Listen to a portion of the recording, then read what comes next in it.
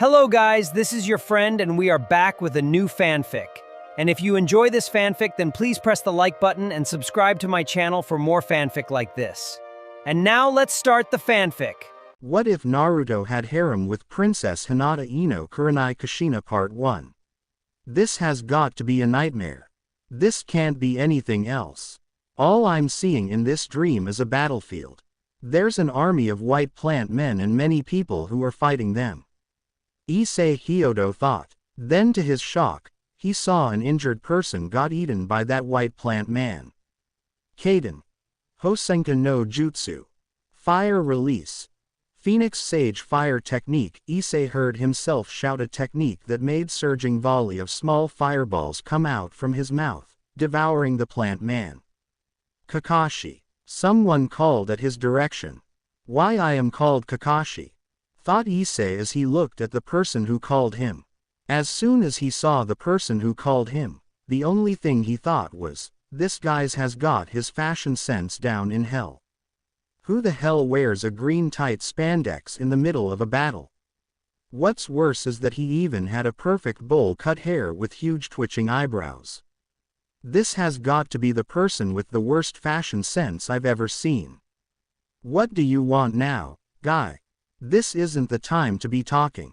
We need to somehow prevent these white Zetsus from advancing even further. He heard himself speak at the person now named as Guy. Kakashi, the Rokudaime Hokage, had called for a retreat, in which he heard himself replied back full of disbelief. You can't be serious. If we lose this place, then we lose a large part of our remaining bases. I'm sorry, Kakashi. The Rokudaime deemed that we would rather lose one of the bases than our ninjas.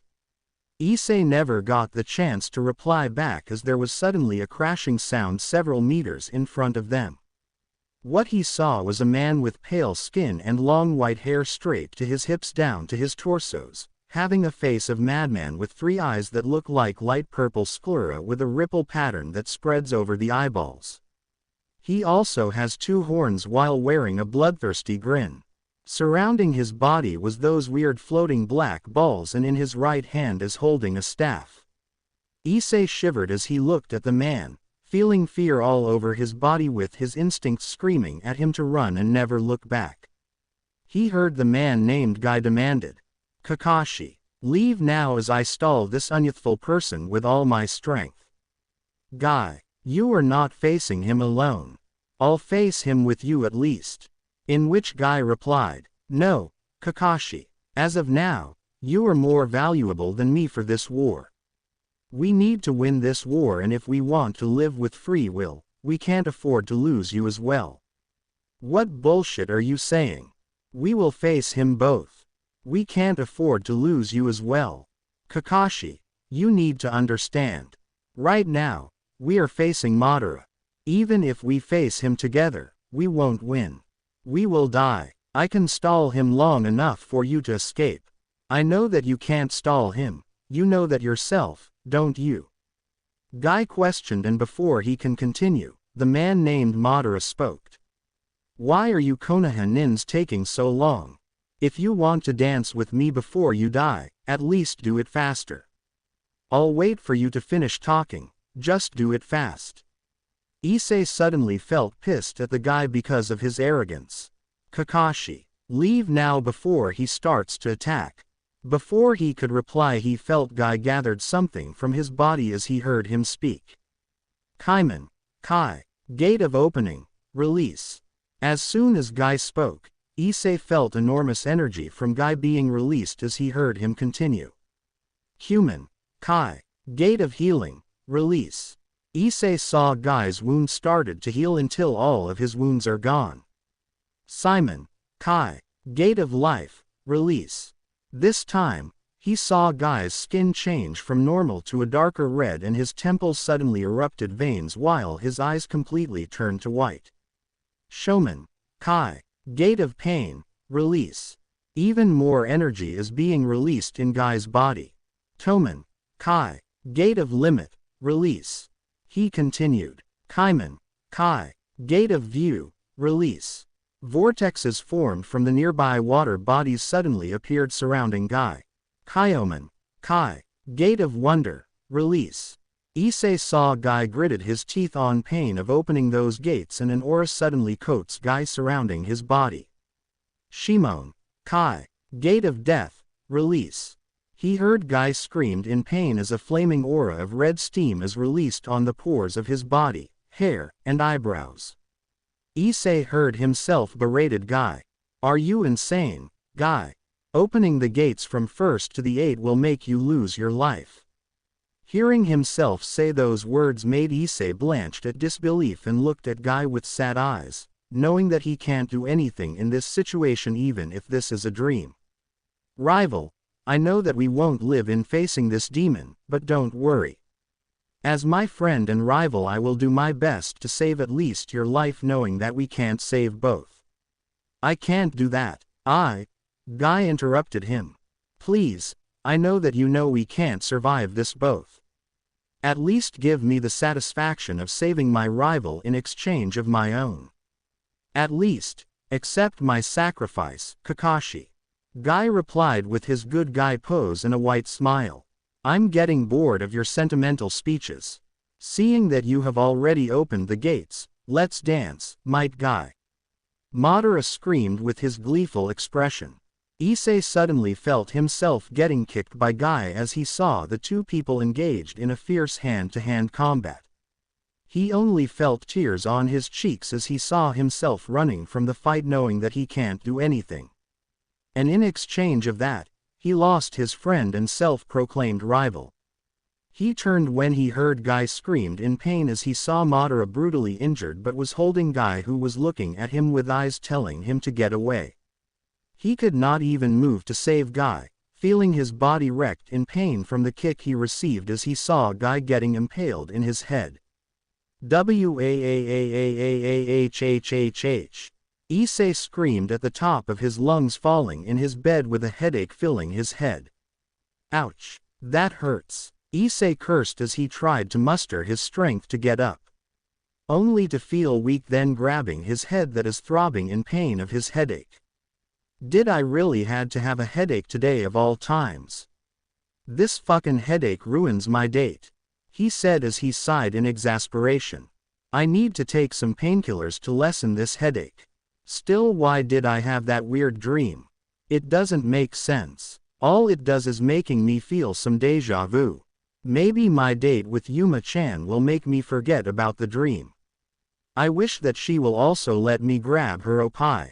This will be my first date. I won't screw this up. Issei cheered in his heart with full of perverted thoughts. Grabbing his newly bought clothes for his date, he drank a painkiller then he started to fix himself. Grinning at himself as he saw his reflection on the mirror. Damn, I look good even though these clothes are simple. A simple blue fitted shirt and neatly ironed black jeans is enough for my first date. Now all I need to do is to take Yuma-chan to many places so that she'll enjoy our date. And maybe a first kiss with the sunset as background later. After arriving at the meeting place, he waited for his date Yuma to appear. He was given a flyer by a girl who looks like she's advertising the contents of it. I wonder what's this flyer. I'll read it now just to pass time. What's it say? We will make your wish come true.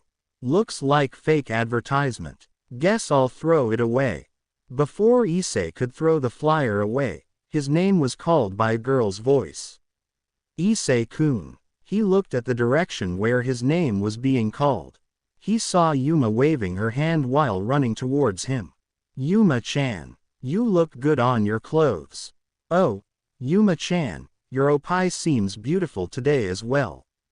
Issei gave a compliment but he can't help looking perversely at her bountiful. No. This is my first date. I won't ruin it by being perverted around her. I need to be a gentleman. Issei shook his perverted thoughts with a sincere smile in his face. Issei-kun, did you wait too long? She asked while Issei gave a reply. Nope, Yuma-chan, I just arrived as well. How long I've wanted to use that line. He thought while giving a grin at his date. Well, Issei-kun, let's go for our first date. Yuma then started to grab his hand while heading towards the destination of their date. "I'll just throw this later then." Issei just placed the flyer in his pocket while being dragged by Yuma for their date. It was sunset the moment Issei finished his date with Yuma. "It's here. The sunset as a background is here. Now all I need is a kiss, then it will be a dream come true." Issei thought happily as he heard Yuma's voice started to speak. "Issei-kun, can you do me a favor?" she asked sweetly innocent voice. "Yes, it's the kiss. What else could it be? The sunset is a background and a kiss to celebrate the first date." "Sure, Yuma-chan, anything you ask," I replied with a thumbs up. "Then, would you die for me?" she asked. The previous innocence was gone and it was replaced by a distinct but sultry voice. "My headache must be returning. I didn't quite hear what you say." Yuma started to lean towards Issei and whispered into his ear. "Would you die for me, Issei-kun?" Issei didn't have time to reply as soon as she saw Yuma began to change her form. Her cute clothing turns into a sexy costume that looks just like a BDSM costume that barely covers her body. She grew even more taller, her became even more bigger and bountiful, and her thighs looked even more juicier. Her whole body figure became even more sexy and curvaceous. "Oh pie, wait, why does she have black wings with feathers? This looks like something out of freakin' fantasy." Before Issei could continue thinking, he saw her forming something that looks like a spear, then she threw the spear at Issei's gut, making him fall to his knees. "Wah," was all Issei could say as he looked at his wound and back to the one that caused it. "I'm sorry, don't worry about our date, I enjoyed it.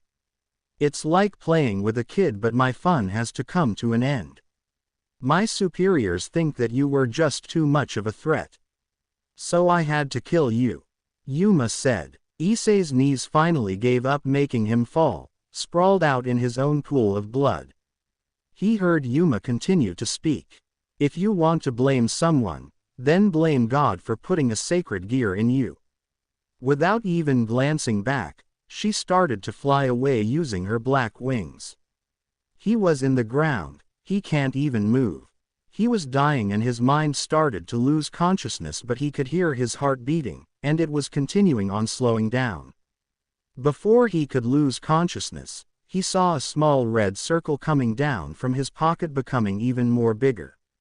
He saw someone coming out from the circle, a girl with a crimson red hair, the same crimson red as his blood. "You're dying. Don't worry about that, I'll save you. Then you'll become mine in exchange." The crimson-haired girl spoke with sweetness on her tone. That was the last thing he heard before blacking out. "I'm back here at this place. But it seems a different dream than the one before," Issei thought with wonder. Then he heard himself speak. "We will continue with the mission, we will not save Rin." "No, Kakashi. We need save Rin. She's our teammate." Issei saw a boy with a short spiky black hair with a blue jacket with an orange collar, wearing a headband with a swirling leaf and a pair of goggles with orange lenses that looks connected to his ear protectors, and he saw himself being younger than he was in his last dream. "This must be a younger version of my dream then," Issei thought with curiosity in his mind. "For the last time, Obito. We will not save Rin. This is an order from your superior." Kakashi was clearly angered at the childishness of his teammate. Missions should be done first for the sake of the village. His emotions were clearly getting in the way of the mission. "Why I am saying those things? Why would I not save my teammate? Oi, even if this is a dream, I should not be like this kind of prick." Issei thought with a scowl marring on his face. "I don't care about the mission anymore, Kakashi. Those that break the rules and regulations are scum. But those who abandon their comrades are even worse than scum. I'd rather be called scum than not being able to save Rin. Kakashi, I know what happened to your father. He saved his comrades even if it means failure of a mission. No matter what other people think about him, I believe the White Fang is a true hero." The boy named Obito spoke with clear conviction and resolve in his voice. You can continue this mission by yourself, but I'll save Rin on my own if you don't want to. Obito spoke before turning his back away from Kakashi to Rin's direction. What am I even doing? Kakashi, save your teammate. Issei could only growl in annoyance at his counterpart Kakashi for not even moving. Then he was in a different place after that scene. Issei saw himself saving Obito from an attacker right on time. It seems I'm still in the same dream, but it's in a different scene. Issei thought with curiosity. How was somehow he able to change dreams just like that? Kakashi, I know I would get to you somehow. Obito flashed a grin at Kakashi. So my dream counterpart decided to save Rin as well, phew. I thought my counterpart was a complete jerk, glad he is not. Yeah, you did. Thanks, Obito, for making me realize that my father was a hero. Issei heard himself. My therapy jutsu really works. Ha ha. Beat that Minato-sensei. Obito smiled widely at Kakashi. Kakashi could only think, therapy jutsu. What the hell? So the brat was saved by another brat. No matter, I'll kill the both of you now. The attacker spoke, but Issei himself could not find the source of the voice.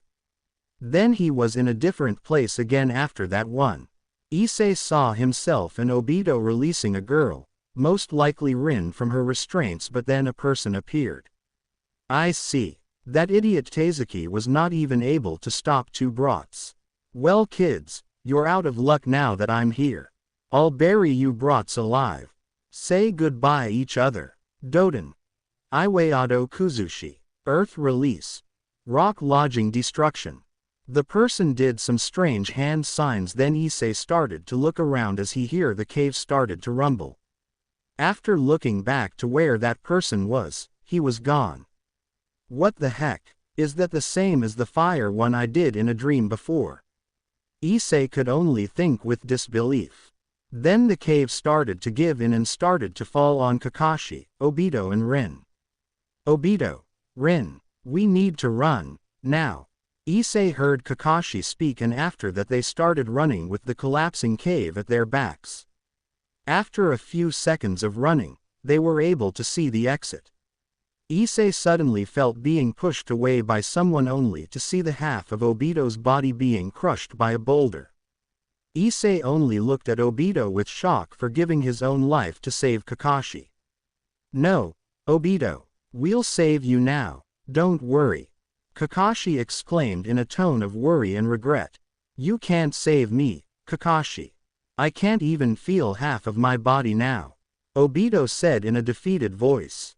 Issei felt tears running on his left cheek coming from one of his eye. Holy shit, I don't have my other eye anymore. Wait, that's not important.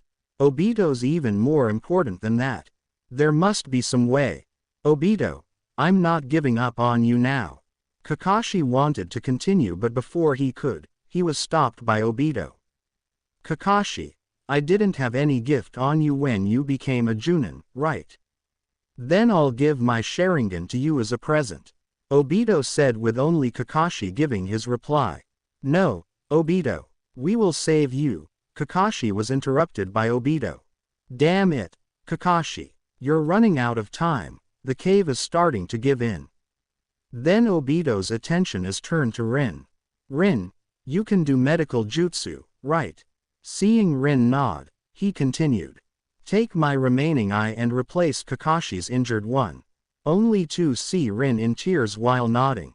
After Rin took Obito's eye, he spoke. Bakashi, I'm about to die, but I'll become your eye, and see the future with you. Also, protect Rin no matter what the cost. Please take this as a one-time request from me. Goodbye, Kakashi. Obito smiled happily at Issei's direction, where Kakashi could only be seen with tears falling on his eye. Issei felt his mind waking up as he saw the sunlight entering from his window, only to feel tears on his eyes coming out. Shit, that really was a sad dream. Obito died and my counterpart wasn't even able to do anything. Issei thought sadly as he remembered Obito's words. He really cared for Rin, unlike me. Wait, did I just say me? Must have been my imagination. Still, to think that I'll see 3 different dreams. Maybe I need a psychologist or something like that. Issei thought before he continued. Nah, so bothersome. I'll just pass then. Maybe my porn will cheer me up from that sad dream. Issei thought, giggling perversely, but before Issei could even take a peek on his porn, his alarm started to ring, indicating that there's only 30 minutes left for school. Guess I should already take a leave now, I'll just take a look at the porn later. Issei thought, rushing since if he did not move, he'll be late for school. The dream where I died is still the most realistic. I wonder if it really happened. I'll ask around anyway. I did introduce Yuma-chan at many people. And I died in her hands. Issei thought sadly with curiosity. So, the date with Yuma-chan is just a dream, after all. Issei already talked to his 2 perverted friends since they were the first people who met Yuma-chan when he introduced her. Their expressions were so amusing, and then they cursed me for being lucky to have a girlfriend, and now they only think I was crazy. They said that they can't even remember her. Her photo and contact disappeared on my phone too. I tried calling the number since I remembered it, but there was no answer. I went to her address only to found an empty land. I also went to the school where she was studying, only to be told that Amano Yuma doesn't study there. Well shit, it must have been just a dream. I still don't have a girlfriend, how depressing. Issei thought depressingly with a sigh as he started to walk anywhere, only to found himself making his way towards the old school building. I was lost in my thoughts, I didn't even realize where I was walking to, He was interrupted on his thoughts when he felt someone looking at him, only to see a crimson-haired girl smiling at him from a window in the old school building. Rias Gramori, why are you looking at me like you're judging me or something? Issei stared at the crimson-haired beauty, only to shake his thoughts. Rias Gramori, a white-skinned woman with blue eyes in her late teens. She has a voluptuous figure and a crimson hair that reaches down to her thigh. A third-year foreign student studying here in Kuo Academy. She's also the president of the Occult Research Club, and she's one of the Kuo Academy's 2 great ladies. Nah, it should be nothing surprising, given my reputation for being a pervert in the school. I'm sure she's just judging me because I'm a pervert. Issei thought, only to be replaced with perverted ones. Those 2 beautiful mounds of opie is still a sight to behold. One of the greatest pairs I've ever seen. Issei grinned perversely only to see Rias Gramori looking at her with an amused expression. Shit, stop thinking too much perverted thoughts. It's unbecoming of me. Wait, why is it unbecoming of me? I am a known pervert in the school anyway, so why would I bother about my reputation? Weird. Definitely some weird shit is happening to me right now. Issei thought with a confused expression while giving a short bow of respect before leaving Rias on her own thoughts. That's a miscalculation, I guess. He's not much of an idiot as it seems. Rias pondered on her thoughts as she recalled the events that led on Hyodo Issei's death. The group of fallen angels lurking in her territory gave her a perfect chance to snag Hyodo Issei to become her servant, and also knowing the fallen's intentions. Arabushu, you were expecting him to be an idiot then? Rias heard a reply as she looked towards the one who spoke, Himahima Akano.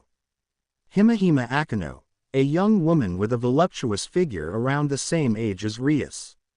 She has violet eyes and black hair tied in a long ponytail, reaching all the way down to her legs, and an orange ribbon keeping it in place. Of course, Akano. We observed him before for a long time, ever since Kaneko was able to sniff a dragon's scent on him. So we know that he's an idiot, yet what we observed on him now was a showing that he is somewhat aware of his situation. Rias gave her opinion on Akano. Well, just make sure to tell him about his situation before something happens, Bushu. Akano said, leaving a cup of tea for Rias before leaving. I know, Akano. I'll make sure to tell him before something bad happens. I care for my peerage after all, you know that. Rias replied only to receive a smile from Akano before closing the door. After the class has ended, Issei was offered by his perverted friends to join them on their porn marathon. He only rejected them, saying that he has a lot to think about. It was dusk the moment Issei reached the place where he died in Yuma's hand. After a few minutes of looking for clues that Yuma really did exist, Issei did not find even a single one. She doesn't really exist, I guess. It was just a dream, Issei said with a defeated sigh, indicating that he gave up on finding clues about Yuma. But my senses suddenly became even better. I guess it could be said that my senses were enhanced. I only felt the change when it becomes night, it seems. My senses were not this good in the morning. Issei's muttering only stopped when he felt a dark presence creeping up behind him. Looking at his back, he saw a man wearing a black trench coat and a black hat with an eerie smile on his face. So, I found a stray that defected from its master. You'll meet your end here, stray. The man spoke while chuckling darkly. The man changed his form, giving him black wings. Then he started to form the same spear of light that was used to kill Issei. Then he threw the said spear at Issei. Shit, I need to dodge. Issei's thoughts were aligned to his instincts that were screaming for his survival. He rolled over the ground to dodge the incoming spear on his direction. Oh, so you were able to dodge that one. I guess I made it too easy for you to escape then. After that, he formed two spears of light again. Issei was only able to dodge one, but he was not able to dodge the other. The light of spear struck Issei's stomach, then Issei screamed in pain. It hurts, doesn't it? Issei only sweated bullets as he grit his teeth in pain. Light is poisonous to you devils after all. It hurts more than when you were human, right? The man sneered in mockery as he spoke the word devil. Devils, what is he talking about? Issei thought while thinking that he might die. The man started to form another spear, but he was stopped by a voice that echoed in the place. I would appreciate if you don't kill my servant, fallen angel San. Issei heard a female voice. Then, a red circle of complex writing started to form in the ground. Issei saw Rias Grimori coming out of the circle, glaring at the one called Fallen Angel. Really? Fallen angels exist? What kind of a fantasy game am I? Issei thought in disbelief, but after recalling his past interactions with another fallen angel, Amano Yuma, he relented, gritting his teeth on pain, and started to listen to their conversation. Crimson hair. Rias Grimori, I presume. The sister of the Mao Lucifer. This really is your territory. The man spoke at Rias. Glaring at the man, Rias replied, if you know my name and that this is my territory, then why are you here? You should know that your kind are not welcomed in any devil territory. I was just taking a stroll, then look what I found, a stray devil. But with you appearing on his rescue, I guess he's not one. You should really keep your servants in a tight leash. Someone might kill them, thinking that they are just mere strays. The man answered, still wearing that eerie grin in his face. I'll be sure to keep that in mind, but those who attack my servants will be killed as well. Rias retorted at the man. I see. My name is Danesik. Pray that we do not meet again, Rias Grimori, for fate might not intervene next time we do so. The man named Danesik started to flap his wings, then fly away at the dark sky. Issei's consciousness started to become hazy after Rias and the Fallen finished their conversation. I forgot that I was losing too much blood. Shit, I'm really going to die this time. Issei thought grimly as Rias Grimori started to walk towards him. Don't worry, Issei. You won't die. I'll save you this time as well. Just remember that you're mine. Issei heard Rias, then he started to black out. Again. This time, Issei was in front of a large tomb with a blonde person and the girl named Rin. Rin started to sob as the rain was pouring down at them. He also saw the blonde man with tears leaking from his eyes and he felt tears on his cheeks as well. Rin suddenly started hyperventilating and the blonde man took notice. He grabbed Rin and carried her in bridal style before the man disappeared in a yellow flash. Issei felt that Kakashi had his other eye covered by the headband he wears. Kakashi then started to speak. Obito, why did you even save my life when you should have just saved yours? You didn't even have to care about mine. I treated the mission more important than yours and Rin's life. You should have just left me alone. Kakashi spoke regretfully without even caring about the pouring rain in his head. Issei was suddenly in a new place where this time, Rin was captured and Kakashi was pursuing her kidnappers. Issei saw that Kakashi was able to save Rin and get away from the enemy in the meantime, but the enemy did something to her. Kakashi-kun, kill me. Rin spoke with her sobs and tears coming out from her very person. What the hell? First it was Obito, then it was Rin. Kakashi's life is full of bad things happening to him all the time. Why can't he even have a good memory instead of a bad one? Issei growled in anger, not even noticing the fact that he started to mention his so-called dream as a memory. No Rin, you'll be fine. I promise Obito that I'll protect you. Kakashi was interrupted by Rin. Kakashi-kun, the Sanbi is sealed in me. In less than a few minutes, the seal will break and the Sanbi will be unleashed in Konoha's direction. Nothing will be able to stop the Sanbi. Rin cried as she voiced her reasoning against Kakashi. Rin, Minato-sensei is a seal's master. He'll help you. We also have Kushina-ne and Jiraiya-sama, so you don't need to lose hope, Rin. We'll save you. Kakashi cried out his plea on Rin but she just shook her head. Rin's body suddenly slumped to the ground and she suddenly screamed out in pain. Kakashi-kun, please kill me now. If you don't, the Sanbi will destroy Konoha. Please Kakashi-kun. Rin, I can't do it. You're the only one I have now. My mom, my dad, Obito. The people I care for are dead. I don't want you to die as well. Please just let us go to Sensei. He'll save you. Kakashi sobbed as his tears fell down on his cheeks. Then someone suddenly spoke. Well done, brat. Luckily for you, you were able to save her, but unluckily for you, we'll have to take her back.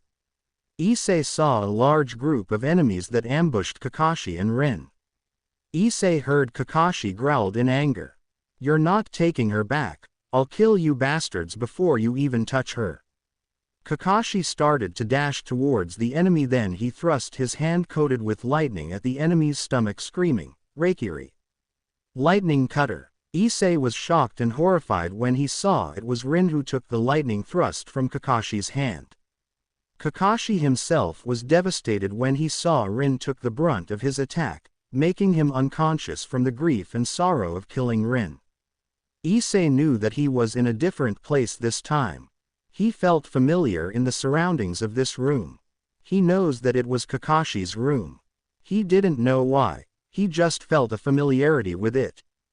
After walking for a couple of minutes, Kakashi smelled something dried. He didn't know what, so he just went where the smell is guiding him. He was suddenly in front of a slightly opened room. Kakashi proceeded to knock and speak. Dad, are you okay, there? I smell something funny coming to your room. After hearing no response, Kakashi continued knocking and asking 3 times. Issei knew that something bad was inside of the room in front of him, yet he cannot pry his eyes away. He felt that he needed to know what's inside of the room. He needed to face this fear with full focus. After no answer, Kakashi opened the door. After looking around the room, Issei saw a familiar man sprawled down on the ground holding a knife in his hands that was embedded in his stomach.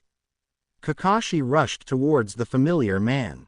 Issei knew this man. This person is his father. Issei fell down on his bed and suddenly started screaming in pain as he held his head from the throbbing headache. He did not even notice that he was and that Ryusuke was sleeping besides him, jolted awake from his scream. The influx of emotions he saw from Kakashi's memory made him receive a very strong aching pain throbbing in his head. Ryus, who was awaked by his scream, suddenly rushed at him saying, "You'll be fine. Don't worry. What's the problem?" "My head. It feels like it's bursting out." Issei continued his screams non-stop as he continued to hold his head, gritting his teeth at the throbbing pain he's receiving. Ryus can only look at Issei with full of worry since she cannot do anything as of now to help him. She didn't know what to do with this kind of situation. "I was lucky that I put some magic circles that can make a room soundproof," Ryus thought, still worried at Issei's condition. After a couple more screams from Issei, he started to breathe hard and calm down. Falling to slumber once again, Ryus laid Issei back in his bed in a relaxing position. She could only do this much, since she doesn't know what happened to him. She'll consult this with Akeno later. Issei could not see himself as he continued to swim in the sea of darkness. After a couple of minutes moving towards nowhere, he stumbled upon an unknown huge entity filled with darkness and death, talking to a man with a spiky silver hair that reached into the middle of his back that is tied into a ponytail. The man wears a weird uniform with a pair of gloves and a flak jacket. The entity started to speak. "Hitaki Tsukumo, I don't know how you got to have a second chance to live your life, but since I was ordered by Kami herself, I'll do it. But knowing your personality, you might request something, so I'll entertain you." The silver-haired man named Tsukumo started to speak. "I guess you're right about that, Shinigami-sama," he continued. "Before I make my choice, can you fulfill a simple request for me? I did say that I'll entertain you. So, go on, speak." The Shinigami urged Tsukumo to continue. "I know that my son Hitaki Kakashi is now dead. Can you please show me every single one of his memories?" Tsukumo made his plea in front of the Shinigami. Fine, I'll let you see it." The Shinigami started to move towards Tsukumo and pointed his forefinger at Tsukumo's head. Tsukumo started to see every single detail in Kakashi's life. His sadness, his grief, his sorrows, his regrets, his happiness, and up to his death. Tsukumo spoke then. "I've made my decision, Shinigami-sama. Please bring back Kakashi's life instead of mine." His voice filled with sadness, knowing that he left his child only to suffer after his death. "I'm not sure about that. You see, Kami said that it was you who would be given the chance, not your child. But since you're such a piece of work, I'll ask her then." The Shinigami spoke with clear amusement in his voice. "This human is really different than the others. People with that kind of personality are scarce in elemental nations after all." The Shinigami thought while waiting for Kami's answer. The Shinigami turned his attention towards Tsukumo, who was waiting for Kami's verdict. He spoke. "Kami has given me her answer. She decided to grant your request on several conditions." After seeing Tsukumo's expression, he continued. "First, he is currently inside of my stomach after performing the Shiki Fujin dead demon consuming seal. I cannot just take him out of there since he already paid the price." Seeing Tsukumo nodded. "In exchange of taking him out, I will take you there instead. You will never be able to see your wife if you will be stuck in my stomach for eternity. Are you willing to do that?" "I do, Shinigami-sama. I've caused enough grief for my child. Knowing that I could give him a second chance, I'll gladly do so. And my wife would only want Kakashi's life to be full of happiness." Tsukumo spoke with resolve in his tone. "I see. Then second, he will be reborn as someone else. He will not regain his memories easily. He will only regain them pieces by pieces when he is approaching an immense danger. If he is not approached by any danger, there is a chance that he will not regain his memories. Is that fine with you?" "It is, Shinigami-sama. Third, he will also gain his abilities pieces by pieces. And before you ask, yes, he will be reborn in a dimension where there are constant fighting that he might get involved. Are you willing to risk your child for that new world? I'm reluctant to say this, but yes. Shinigami-sama, I know that Kakashi's strong. So he'll be able to survive the challenges that will come on his way. I see. Then, in assurance of the condition, I will now send his soul in the dimension. He will not be immediately reborn. His soul will needs to be comfortable in the new dimension first. So before you request, I will not be able to show you even his form as a baby. I understand, Shinigami-sama. You should take my soul now as the exchange of the deal. But before you do that, can you grant me one more request? Tsukumo asked. I already told you that I'll entertain you, as long as it's not related to lives and souls of any people, even your wife. Thank you, Shinigami-sama. Then, please let me and my wife see Kakashi's life after his death comes. Granted. Now, enough bickering. You don't have any requests now, do you? Tsukumo only gave a smile and a simple nod, then he heard the Shinigami speak. Then, I'll take your soul right now in exchange of his. Last but not the least I can do for you, Tsukumo, for being a friend. I'll let him see this exchange so that he'll know how much you love him. Thanks a lot. After saying that, the Shinigami took Tsukumo's soul and placed it in his stomach. Issei was in tears at the moment the memory is over. He really was Hitaki Kakashi. And the very person Kakashi hated for leaving him alone before Obito set him straight was willing to sacrifice his very own soul just so that Kakashi could live on. His father. Then, he was assaulted by his past memories and from his birth up to his death. After sorting his memories, Kakashi was quite thankful that he was attacked by Amano Yuma, even if she attacked him, because that attack was the trigger for his past memories to be unlocked. Kakashi groaned as soon as he gained consciousness. And his first thoughts was, Dad was really a hero, Obito was right. I'm really thankful for that, Dad, I love you too. But I didn't expect you to be friends with the Shinigami. Surprising. As soon as he started to look around his room, he smelled something sweet. After blinking his eyes open, he saw a crimson-haired woman sleeping besides him in his bed. To be exact, it was Rias Grimori. What? Why is Grimori-san here? And why is she? Did I finally get laid with a beauty like her? Kakashi giggled perversely at the thoughts of banging a beautiful woman. Oh, is it morning already? Kakashi saw Rias Grimori stretched her hands up in the air as she yawned cutely while showing her two beautiful mounds of jiggling.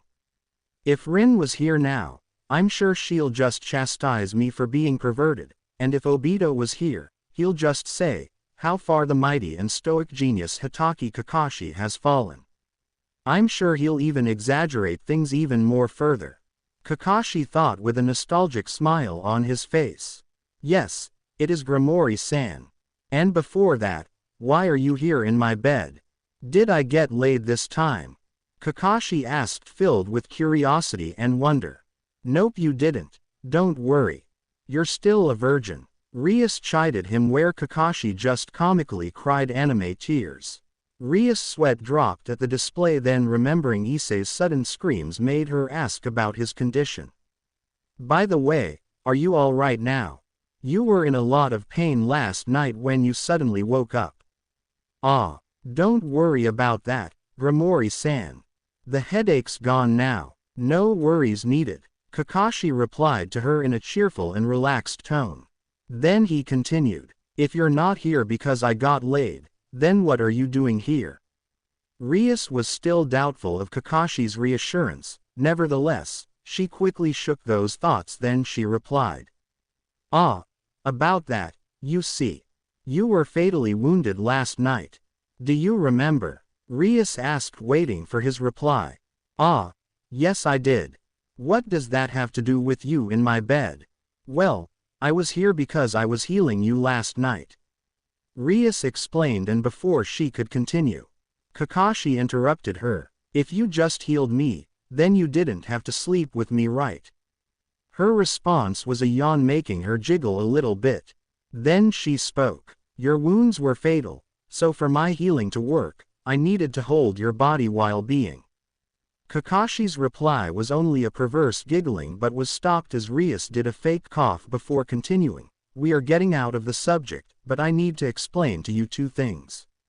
First of all, when you were on a date with the fallen angel Amano Yuma, you died when she threw a spear of light at you. After that, the flyer you received was actually a devil magic circle and it summoned me.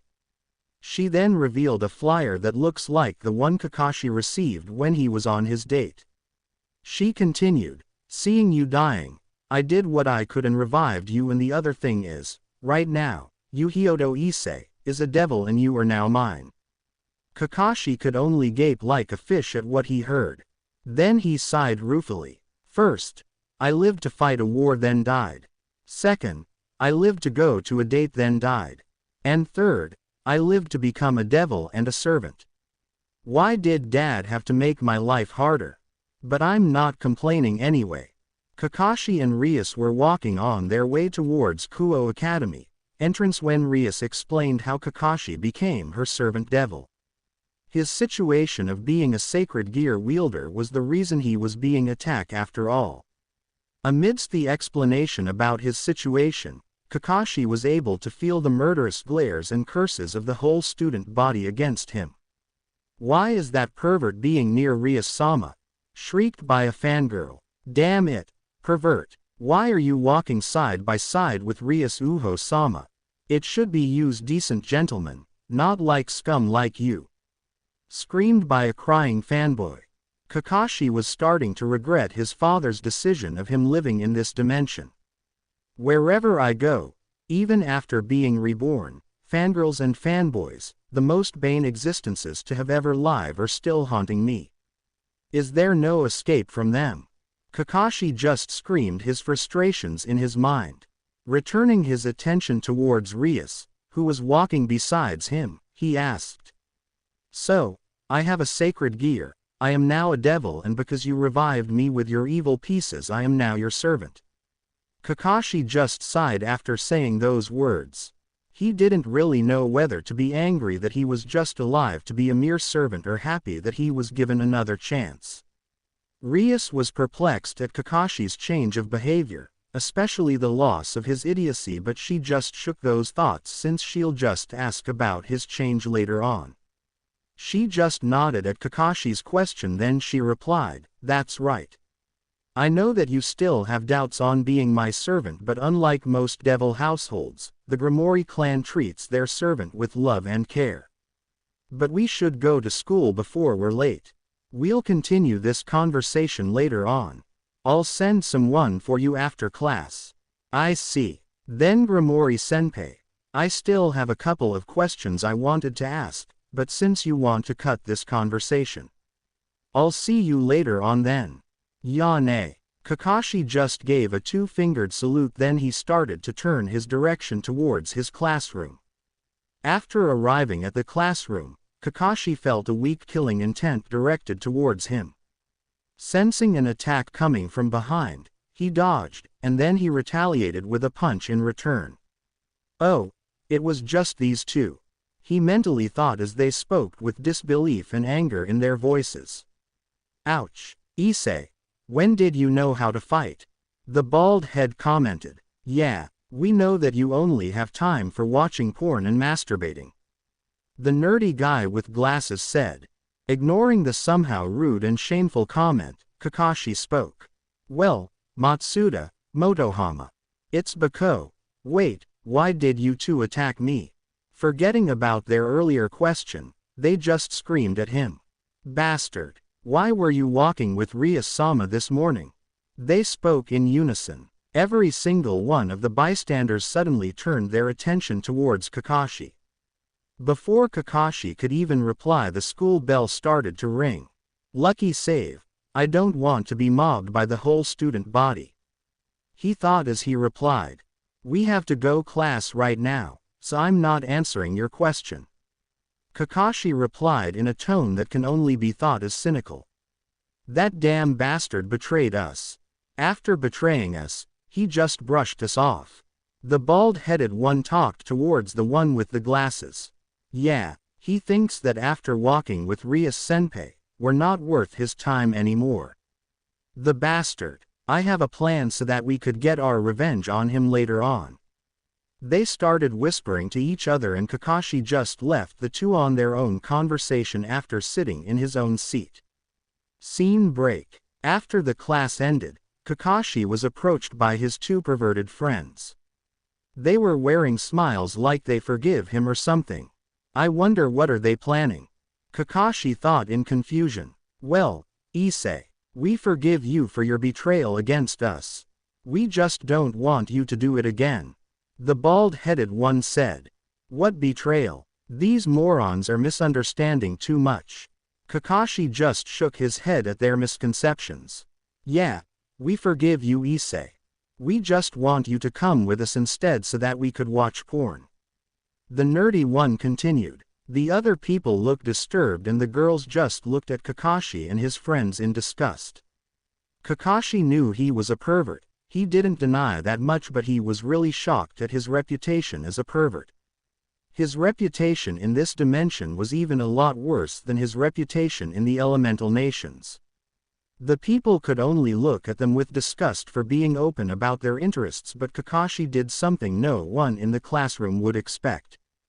Did you say something? Kakashi replied in a nonchalant tone, placing his hand near his ear, mocking his two friends who could only stare at him in shock like he became a different person.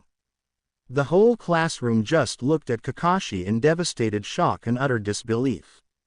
The most perverted one out of the trio just rejected watching porn.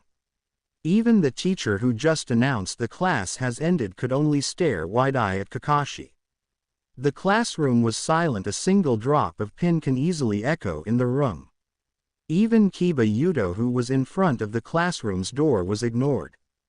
Kiba himself was in a confused state. He knew the reputation of Hyodo Issei, the most perverted student in Kuo. Returning on his thoughts, Kiba Yudo just walked towards Kakashi. It was like the whole room was in a suspended animation. The whole room's occupants were just staring at Kakashi. They were not even caring about the fact that Kiba was walking inside the classroom, heading at Kakashi's direction. When he reached Kakashi, he spoke. Hello there, Hyodo Issei-san. My Bushu, Rias Gramori sent me to get you. Kiba smiled that can only be described as Bishonen. Kakashi just looked at Kiba with a judging gaze. I see. So it was Kiba Yudo who was sent to get me then. I wonder if this guy is also a devil. I can feel his hidden hatred. At least, it's not as worse as Sasuke's.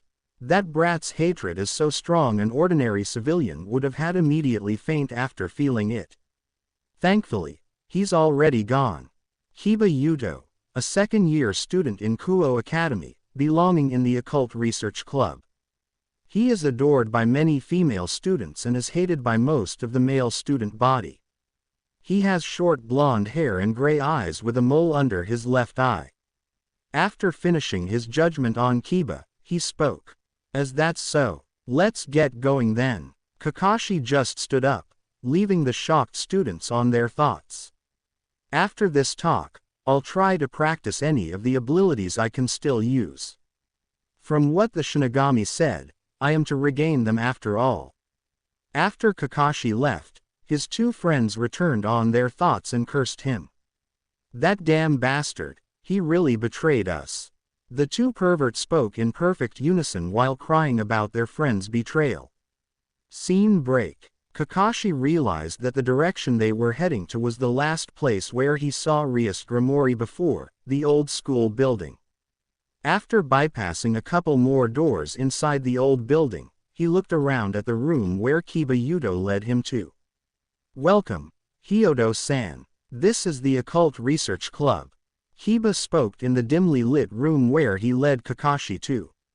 Kakashi just gave a nod of acknowledgement before looking around the room.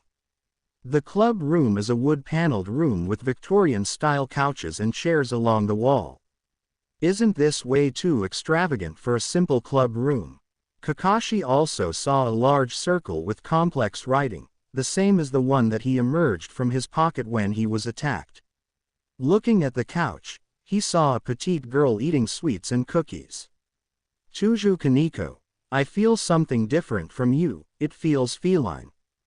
Chuju Kaneko, a petite first-year student in Kuo Academy who have white hair and hazel eyes, she also belongs to the Occult Research Club as well. She has 2 bangs going past her shoulders and several loose bangs over her forehead. Kakashi's thinking stopped when she saw the petite girl glaring at him while holding the box of cookies and sweets. I won't eat those, don't worry, Kakashi said in a sincere tone as he reached out his hand for a handshake. Nodding reluctantly, the petite girl grabbed it and introduced herself. Chuju Kaneko, nice to meet you. Ah, mine's Kak, I mean Hyodo Issei. She looked at Issei suspiciously, then he just continued. Nice to meet you too, Chibi-chan. The moment he said that, the suspicious look she had on Kakashi turned into scowl. Kakashi just shrugged it off. Phew, that was close. I almost introduced myself as Kakashi. I still need to find a solution about my name. Whether I would continue to use Hyodo Issei or change it to Hitaki Kakashi. Kakashi's thoughts were interrupted as soon as he heard another voice. Era, don't bully our Kaneko-chan. Hyodo-kun. Kakashi turned around to see a girl with black hair and a long ponytail. Oh, it's the vice president of Occult Research Club, Himehime Akano. Why do I feel something akin to hatred in her? At least it's not as worse like the hatred Kiba Yudo holds. One brat wanting revenge is too much for me.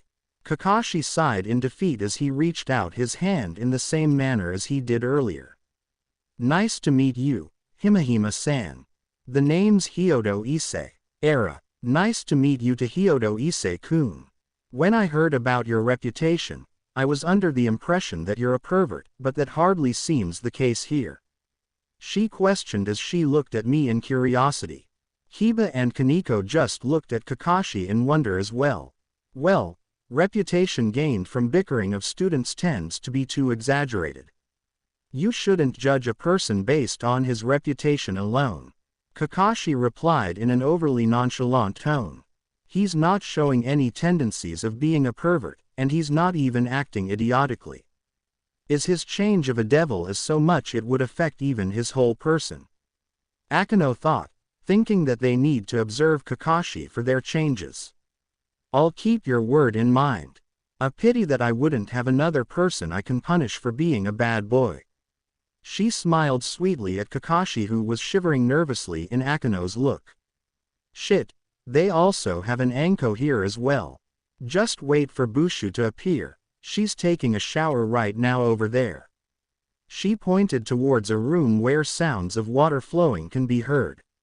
She's taking a shower. Oh, boy, this is gold. I wish Jiraiya-sama were here so that he could add this on his research. Kakashi just giggled perversely at the room of the door where the sounds can be heard. Pervert. The petite girl chided Kakashi as Akano just smiled. So, he still have his perverted issues, I guess there wasn't much change then. Akano concluded, then Rias's voice was heard. I see that you've brought Hyodo Issei-kun here. Good job, Yudo. I'll talk to you Hyodo Issei-kun after I've finished changing. Just wait for a while. Kakashi just answered a simple yes as he was offered by Akano's tea. After waiting for a couple of minutes, Rias Grimori appeared, wearing her standard Kuo Academy uniform. So, Hyodo Issei-kun, can I call you Eyes? Kakashi just gave a nod as she continued. You see, the whole Occult Research Club is just a front cover. Every single person here including you is a devil. She spoke clearly. Kakashi just looked at the whole club with suspicion. After what happened to me, I'm guessing I should believe you. But I want another proof besides your word. Kakashi stated, looking at them. They just moved their shoulders a little. Then black wings that looks like of a bat appeared at their backs. You guys have bat wings, Guessing that I'm a devil, I also have one. Don't I? Kakashi asked rhetorically while feeling his back, suddenly feeling a set of wings sprout from his back. Now that I believe your words, can you explain to me the whole situation? Kakashi asked, wondering about his whole situation. You were rather taking this well, eyes. It was a statement, not a question. Kakashi just scratched the back of his head. Well, I've already seen someone create black flames that cannot be extinguished no matter what, and it would continuously burn for 7 days and 7 nights. That someone was also able to create gigantic humanoid being using only his eyes, and someone related to him was able to call 2 fucking meteors, with the latter being even bigger than the former. So no, nothing would surprise me anymore. Kakashi retorted, not even bothering to hide the sarcasm he had in his voice. Rias and her group just looked at Kakashi like he was crazy. What? They said in perfect unison while giving a shot of incredulous stare at Kakashi. Don't worry about that, can you just continue on your explanation? Kakashi just dismissed their weird stares on him. Rias, still perturbed by what Kakashi said, just shrugged it off and started to explain about the Great War that happened over 1,000 years ago that led the 3 factions having a ceasefire. She did explain a little bit about the clans in the Devil Society. She also explained about the evil piece's great value that was used to reincarnate humans into devils. Kakashi just kept quiet while Rias explained the whole situation for him. After a few minutes of waiting for Kakashi to take in the information she had given, she heard Kakashi spoke a question. So, I'm a devil's servant that is under the Grimoire household then? After seeing Rias nod, Kakashi just thought about the whole situation and decided to stop thinking too much about it. No matter what I do, all I can do is to accept my situation. I don't want to die anyway, and if I were to reject, I will be branded as an exile or something of the like. After that, you will send others after my head. Kakashi just gave a tired sigh when Rias noticed him saying about being an exile. You're right about being exiled, but the proper term is called a stray. But how did you know? Rias was really curious on how Kakashi knew about becoming a stray if they were to leave their master without permission. You did explain the importance of the clans. Of course any clan would want to kill anyone that would bring shame and trouble in it. Kakashi gave her a, that should be obvious type of look. He really is different from what we observed over the past months. I wonder if it was because of becoming a devil in the process. He's even smarter now, Rias thought. Then she added another statement. Don't worry about becoming a servant. I won't request you to do any immoral actions or something of the like. You should also know that you have a chance to become a high-class devil. These devils will receive a set of evil pieces that can be used to give you a peerage as well. How do I become a high-class devil? You are right now a low-class devil, after that you become a high-class devil, after that is the highest class a devil can get, the ultimate class devil. Only a number of people have become an ultimate class before. To become a high-class devil, the easiest way is to fulfill many contracts that you receive from countless humans that want any wish that they have. That would take too long. Rias-san, what would be the fastest way to become one then? The fastest way is your participation and achievements in war. But right now, the 3 factions are in a ceasefire. So that's not possible. Rias stated at Kakashi, who was thinking of becoming a high-class devil as soon as possible. She added another question. Do you still have any questions? In which he replied, yes, I do. What do devils do anyway? Do they manipulate the human mind, and do they really eat souls?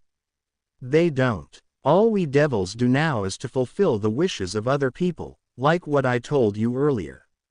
We grant them their wishes. They call us, then they complete the contract by giving us something in return. Quote, now, does that mean devils do those before? No matter. Last question please. Kakashi then was urged by Rias to continue.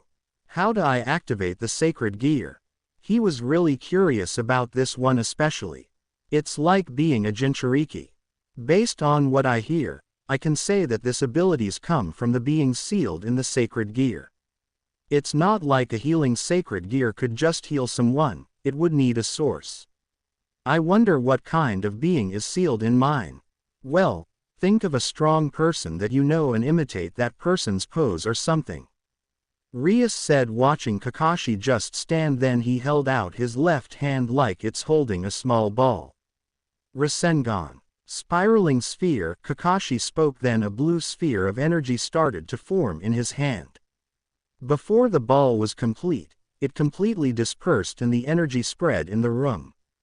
His hand was replaced by red claw-shaped gauntlet with yellow accents and green inscriptions. The whole group was looking at Kakashi in curiosity. They were curious about the blue sphere of energy, but they were staring at Kakashi's hand, which became a red-shaped gauntlet. Kaneko herself was looking at Kakashi, trying to find a certain expression on him. He used chakra. That was just pure chakra. Humans can't use chakra. How is that possible? She was about to ask him about the sphere when he spoke. So, this is my sacred gear, huh? Kakashi moving the gauntlet while looking at it in wonder of what it can do. The gauntlet's designs looks like a miniature arm of a dragon. So most likely I have a dragon sealed in my arm. I guess I just need to will it to disappear. Concentrating a little, the gauntlet soon disappeared and his hand returned. Bushu, you were right after all. Kaneko did smell a dragon's scent in him. Hiba spoke at her Bushu, where she just smiled back at Kakashi. Yeah, Yuto, he really did have the one of the 13 Longinus, the boosted gear. My sacred gear is called as boosted gear. What does it do, then? Kakashi asked, wanting to try its abilities as soon as possible. We don't know its full abilities. One of the few things known in its abilities is to boost the user's power every 10 seconds. It is rumored that once it has enough boosts, you can kill God. Akeno replied at him, making him look at the sacred gear wide-eyed. If we had this power during the war, we might have had better chances in winning it. Damn it, a new life and new ability, yet I don't even know about the conclusion of the war. Kakashi thought sadly as he remembered the war that Madara started. I see. Then you have answered all of my questions. When do I start on handing flyers to others? And can I go home after that? Kakashi inquired, wanting to finish his job as a devil so he could test the boosted gear's ability. You can start now if you want. We have numerous flyers here, just take 2 stacks. After that you're free to go home. She pointed at the cabinet that contains the flyers. Kakashi was about to take off and then distribute the flyers, but he was stopped by Rias. Eyes, one last thing, call me Bushu from now on. And tomorrow is Sunday, there will be no classes. I expect you to come here just outside the old school building tomorrow at 8 o'clock in the morning. Did you say something? Kakashi just shrugged off what Rias said, then took off before Rias could even give a reply. Rias grew a tick mark at the disrespect she received from Kakashi. The nerve, but at least the talk has gone well than I thought. Though, I didn't expect him to be smart, hell I didn't even expect him to be observant at all. She just sighed as Akeno replied. You're right about that Bushu. I thought he would just be a pervert, but he seems like he hid it well enough. Akeno said while Kaneko approached the both of them before speaking. Bushu. He can use chakra. I don't know how, but the blue sphere he showed earlier was pure chakra. Kaneko stated, making Rias, Akeno and Kiba wide-eyed at the proclamation. The group could only think about the secrets Kakashi still have hidden from them. After all, the sudden change of his personality was a huge thing itself. Then he still has many secrets that he had not shown to anyone. Being able to use chakra, he really is an enigma. Though, hopefully my chances with him in my peerage will let me win against Razor in the future. Knowing my parents, They'll just shove a rating game at me so that I would think I have a chance of winning. Rias thought as her mind started to wander around her chances of winning against Razor in the future. Scene break. After giving out the 2 stacks of flyers, he went home to his apartment and then he took a shower. Grabbing his clothes, he looked at his reflection. His short brown hair with white streaks was still wet from the shower. His body is toned well enough, but looking at it, he realized that he needs to be more fit. No amount of training is enough after all. Now, I just need to find a good place where I can test the boosted gear and see if I could still use most of my abilities.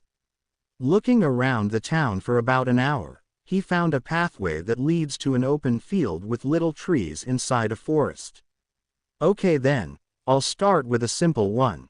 Kage Bunshin no Jutsu, Shadow Clone Technique. A clone appeared at his side after a puff of smoke. Good. My information gathering will still be as good as before. Then he bit his thumb, allowing blood to flow out of it. Kuchio's no Jutsu, Summoning Technique. Only a poof of smoke appeared. Too bad I can't summon my Ninken. I would love to have Pakun here. Well, no harm in trying. After that he tried most of his basic jutsus like Kawarimi no Jutsu, Body Replacement Technique, Shunshin no Jutsu, Body Flicker Technique. Good. Both of them are usable. My chakra is now at mid-cage reserves, most likely because of becoming a devil. He thought with a delightful expression. Now, I won't have chakra exhaustion like most of the times. I won't know about my genjutsu unless I test it on someone.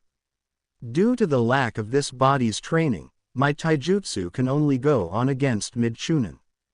My kenjutsu can only go against high chunin. Since my current body doesn't have enough muscle memory, I can only compensate with my skills. I guess I should move on my ninjutsus. Moving to his elemental repertoire, he saw that most of his water, earth, wind, and fire jutsus were still accessible. He put some chakra in his eyes. Damn, I was only able to have an enhanced vision. I thought that I would regain the Sharingan copy wheel eye since the Shinigami said that I would get back my abilities. But seeing that it's not really mine, it can't really be helped though. Kakashi sighed since he lost one of his main techniques. I could still feel my lightning chakra coursing in my tenketsu points. I'll try opening the gates. Kaiman, Kai, Gate of Opening, Release. Human, Kai, Gate of Healing, Release. Seeing that he could open the gates, he stopped using it. Now, all I have to try are my lightning jutsus and the boosted gear. Boosted gear. After speaking that, the red gauntlet appeared in Kakashi's left hand. Boost. Kakashi could feel the power coursing throughout his body. The power coursing inside of my body is incredible. Though, my body can't handle any boosts more than 5 times. It seems that training my body will let me handle the boosts. I'll start as soon as possible. Kakashi thought with the intent of training, but not to the point like Guy. Boost. Even more power flowed inside of Kakashi's body. He could feel his strength have gone up to low cage just from 2 boosts. If he were able to handle many boosts, then he would have strength enough to match the Sandame and he will still be able to go on. The strength that the boosted gear could give is limitless. Kakashi thought, I really need to train my body if I want to handle the boosts of the boosted gear. I'll try on using my lightning jutsus. Chidori. 1,000 birds. Kakashi immediately created the downgraded version of his signature move. As Kakashi started to run, the drawbacks of the technique were starting to kick in. Damn, I won't even be able to use my Chidori and my Reikiri lightning cutter. Though, the tunnel vision during my Chidori was less than normal. Only the Sharingan can lessen the tunnel vision of the Chidori. Does this mean that I can gain the Sharingan? I'm not sure about it, but it's better to hope. He was stopped of his thoughts when the gauntlet started to double his power again. Boost. This is just the 3rd boost, yet my body feels strong enough to take on 2 Akatsuki members. This is unreal. I can see why this sacred gear can kill God. Kakashi thought in awe of the abilities of the boosted gear. I'll just try another technique with the assistance of the boosted gear then. Raiden. Shiden. Lightning release. Purple electricity. A very huge stream of purple electricity was released from Kakashi's right hand as he pointed it towards the couple of trees several meters away from him. The lightning surged through many trees in the forest before the purple lightning dissipate, leaving the destruction of many of the trees in its path while burning. The fire caused by his lightning spread throughout the forest, making a forest fire. Kakashi was in a state of shock at the destruction his purple lightning caused. "Kami, I'm leaving here," he shouted in panic as he started to leave the vicinity, leaving no evidence as for who was there. Scene break. Kakashi was not thinking of anything as he dashed towards his apartment. He was tired by the time he reached his apartment door. After opening and locking his door, he immediately bolted on his bedroom, then he let his body fall to the bed. So tired, for my body to be this low in stamina, I need to toughen up this body. Still, I didn't expect that much destruction from Shiden. The jutsu was just a mid-A rank jutsu. For it to become an S rank jutsu on a scale like Naruto's futon, Rasenshuriken, wind release, spiraling shuriken. The boosted gear really is fearsome, was the last thing Kakashi thought before his mind started to lose consciousness. My host this time is an interesting one. I wonder if you would be strong enough to face the white one when the time comes. The voice coming from Kakashi's left hand chuckled before it disappeared. Scene break. I hope he has a good reason for being late. Arg. It's almost 3 hours yet he's not even here. The nerve. Ria stomped her foot in the ground, angry because Kakashi was still not making his appearance. Era. Bushu. I know that he's late, but losing it on your new servant. It appears you're losing your touch. Akano commented with amusement on her voice. Akano. Now is not the time for jokes. If he doesn't appear here in a minute, I'll shove my power of destruction down to his. Rias exclaimed. Such vulgar words, Bushu. You're turning into a bad girl now. Do you want me to punish you? Akano smiled. Her voice was filled in a sultry tone. Shut it, Akano. Rias was interrupted by Kiba, who was watching in the sidelines along with Kaneko, who was eating. Bushu. Relax. I'm sure he has a good reason for being late. Yuto. It doesn't matter whether he's late or not. All I want right now is for him to appear. I'm tired of enough waiting. The redhead screamed. After that sentence, in a swirl of leaves, Kakashi appeared. He gave an eye smile as he approached the group.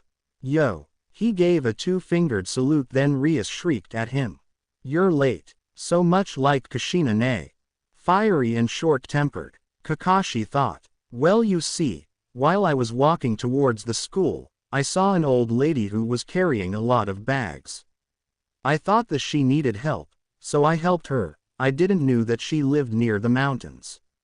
So after helping her, a black cat crossed my path. I took a shower to wash off the bad luck, and after that I got lost in the road of life. That's why it took me so long to get here, Kakashi said rather seriously.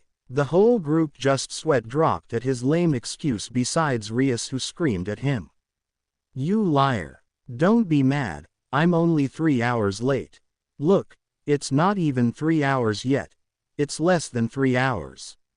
That's good enough, right? And a black cat really crossed my path. It's the truth. Kakashi started whimpering when he saw Rias approaching him with a black aura surrounding her. Cracking her knuckles as then she started to grab him, then proceeded to beat him up. God! Save me! Kakashi screamed in pain as Rias continued on beating him up. Unknown to them, a black cat was watching their antics before leaving.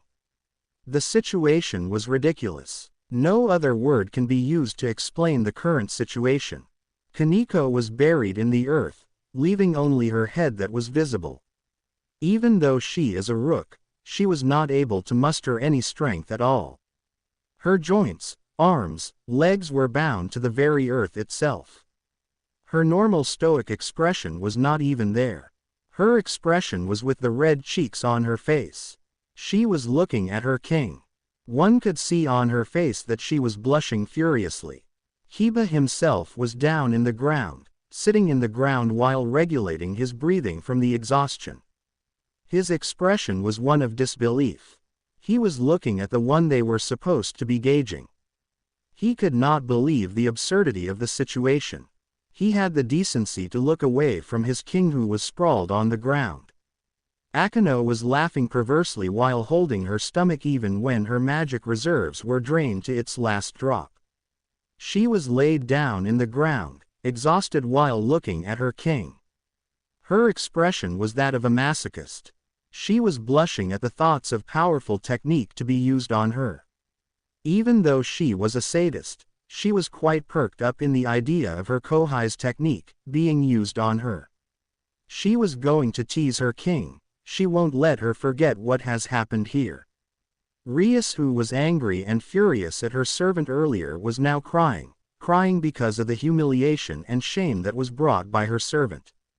She was sobbing and wailing. Her face is filled with flowing tears on her cheeks, with her face so red just like her hair. She was sprawled in the ground.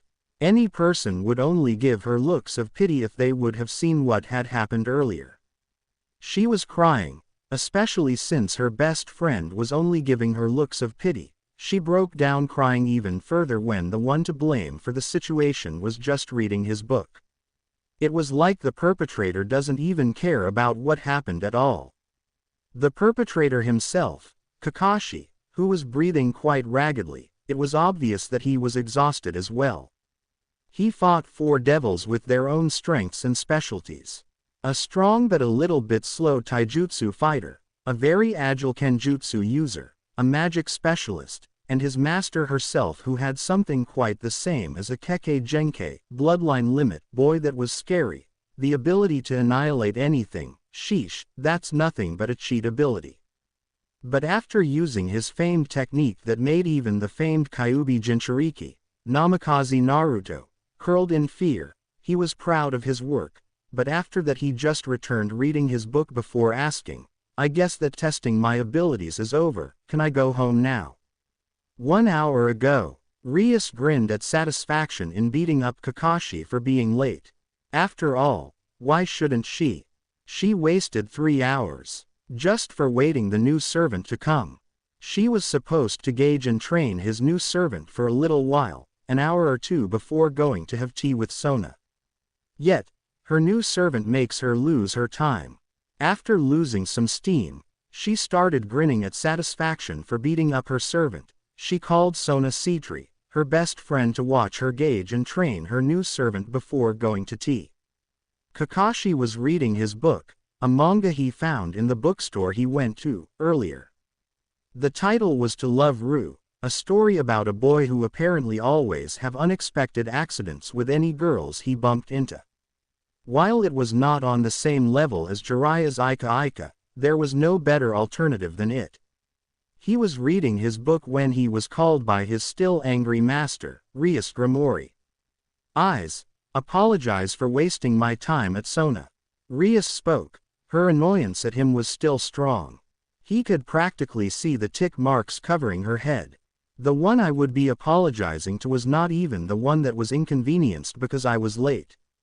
He looked at the person named Sona.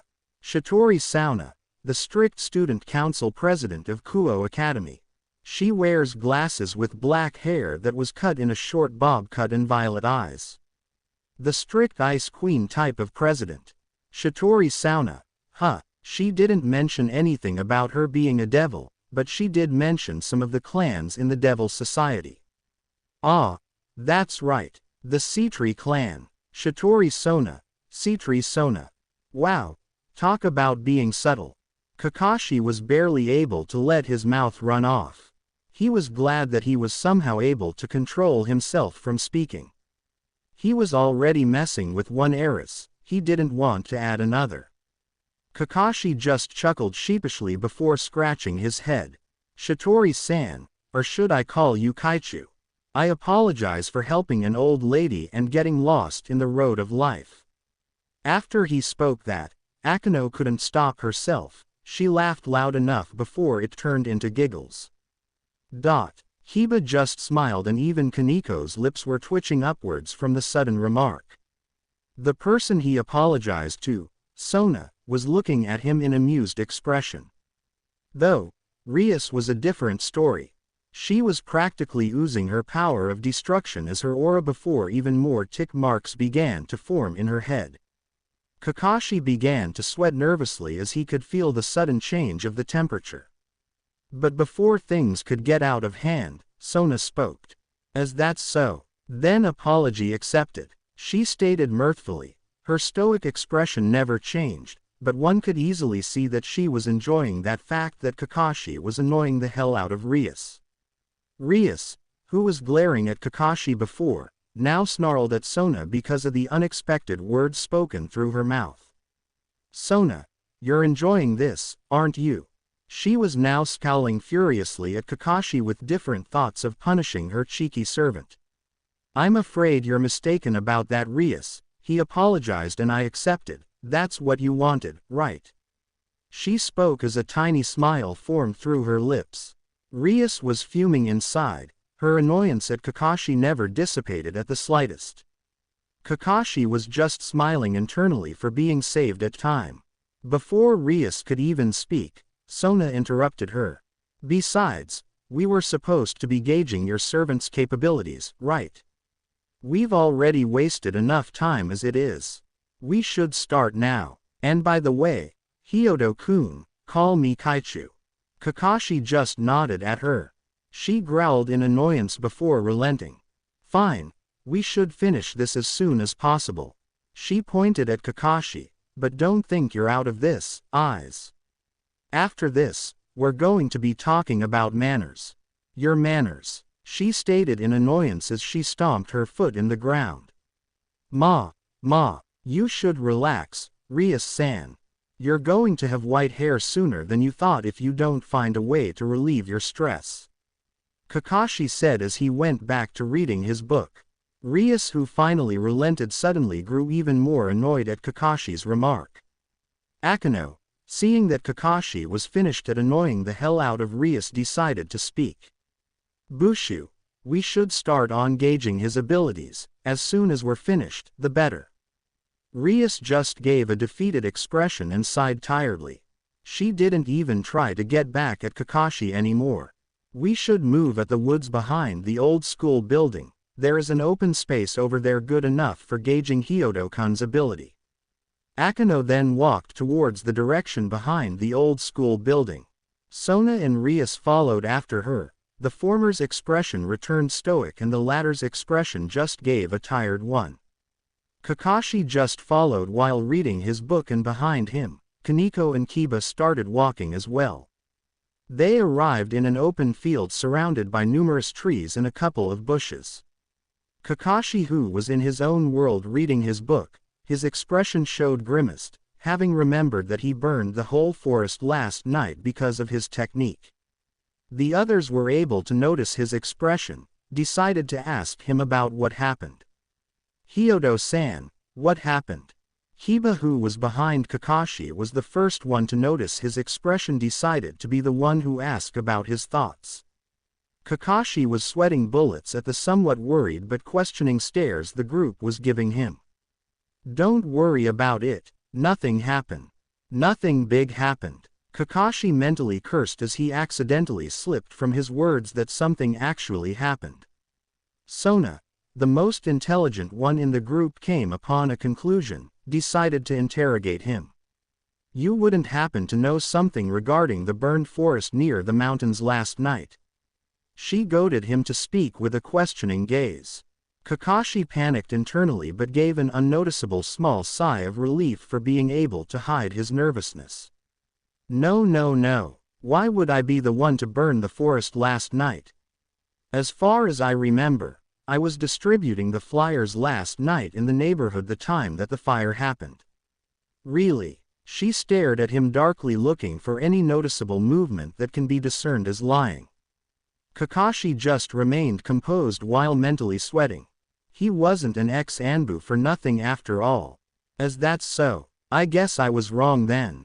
From what I've heard from Rias, you just became a devil yesterday who apparently asked questions about his sacred gear's ability with an expression like a child getting a new toy and wanted start playing with it. And right now you were somehow grimacing when we arrived at the forest behind the old school building. So I'm sorry I was wrong. She mock apologized with full of sarcasm in her voice. Apology accepted. No need to worry, Kakashi said with a cheerful reply, ignoring the sarcastic tone on Sona's voice. The whole occult research club was just looking at Kakashi. They never thought that he would burn a forest down for just trying his sacred gear. They have misjudged his abilities since from what they've observed on him, he was just a normal high school student. At first, he was calm in the news of being a devil, then he was able to use chakra, now they've heard about him burning a forest. They didn't really know how to judge Kakashi. Just like Rias said, he really was an enigma.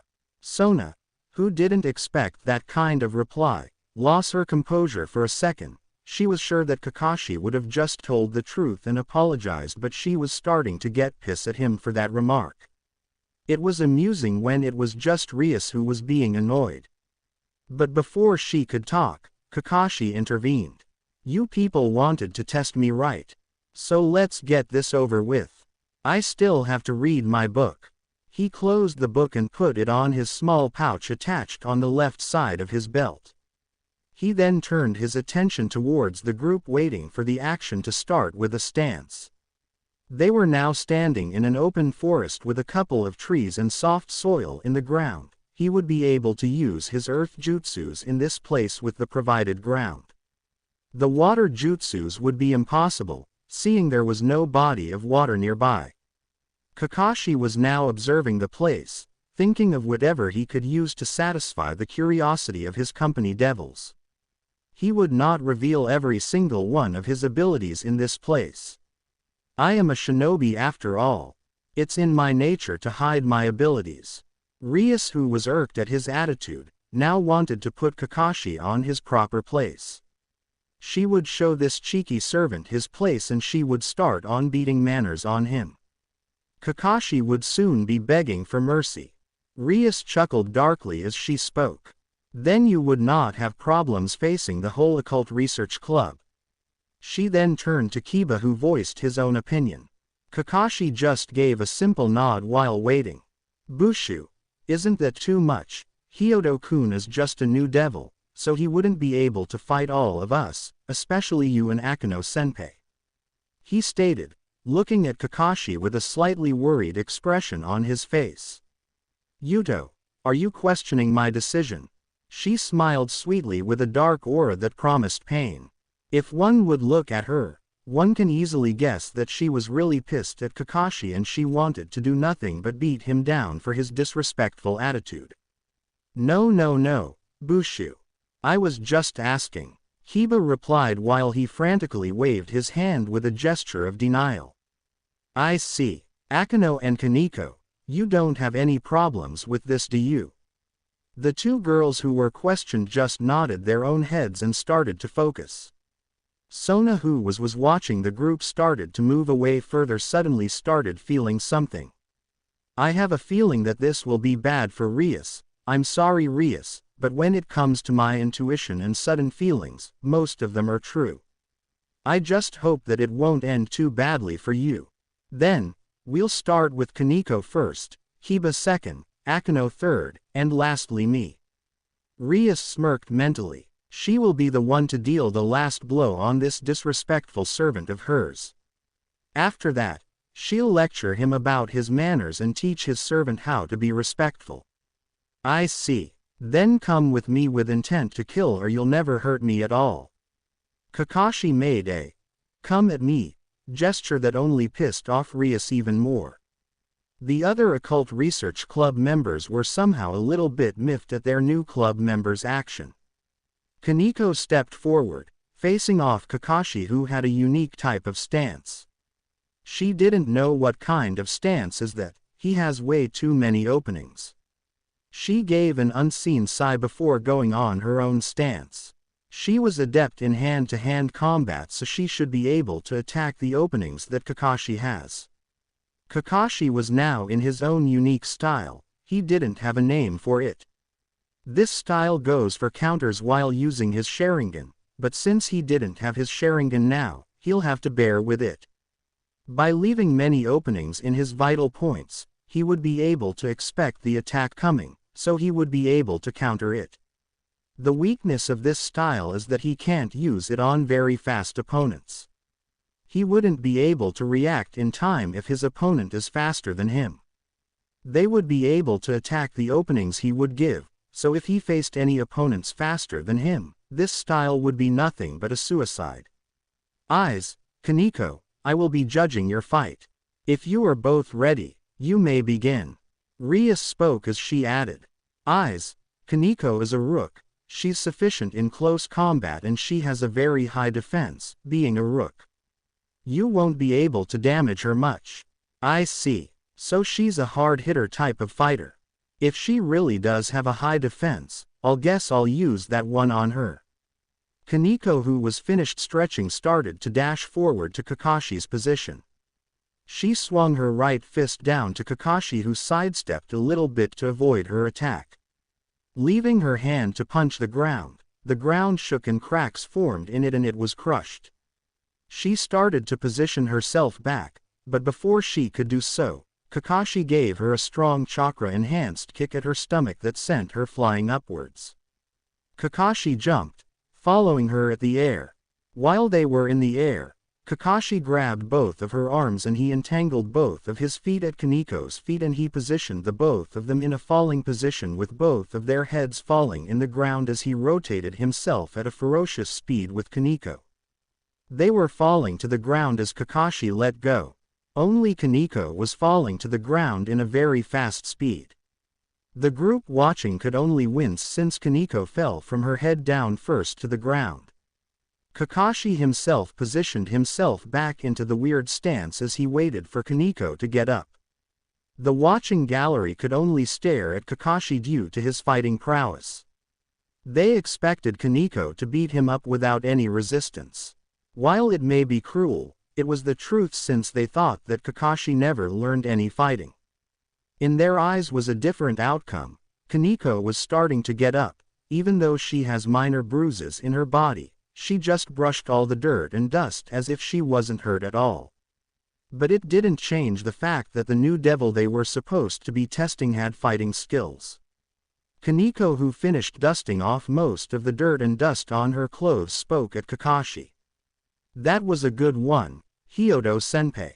That technique was amazing. I underestimated you. You are still a pervert though. Kaneko spoke in monotone while chiding Kakashi. She was looking at him with a hint of respect. Wow.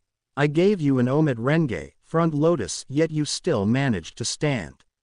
Your rook-enhanced body gave you a strong, if not very strong defense. But less talking, more fighting now. Kakashi was feeling his stamina drain faster than he thought. The fatigue in his body was starting to rise from the usage of the lotus.